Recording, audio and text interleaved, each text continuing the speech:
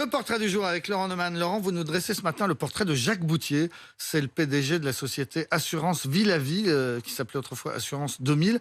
Il est donc mis en examen et incarcéré depuis samedi pour traite d'êtres humains et viol sur mineurs. Oui, 75 ans, chef d'entreprise, une des plus grosses fortunes de France. Son empire, c'est 19 sociétés, 350 boutiques, 1800 collaborateurs, près de 550 000 clients assurés, fortune personnelle estimée à plus de 160 millions d'euros. Avant de connaître les faits gravissimes qui lui sont reprochés, on aurait dit une success story comme les aiment les Américains, le self-made man, parti de rien, pas de diplôme, pas d'argent, parents divorcés, maman qui travaille pour un SMIC. À 20 ans, il commence à travailler dans une société du secteur pétrolier. Très vite, il postule à un poste de responsable de la sécurité, mais on lui fait savoir qu'il est trop jeune.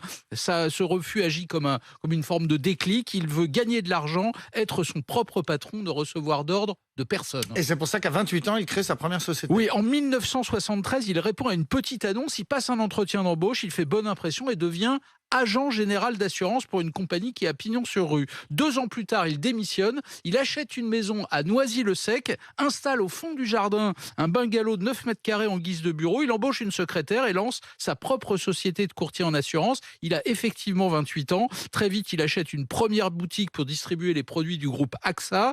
Il parie sur la proximité en région parisienne, Lyon, Marseille, bientôt toute la France. Son bagou et ses pubs agressives font merveille. Assu 2000 est né.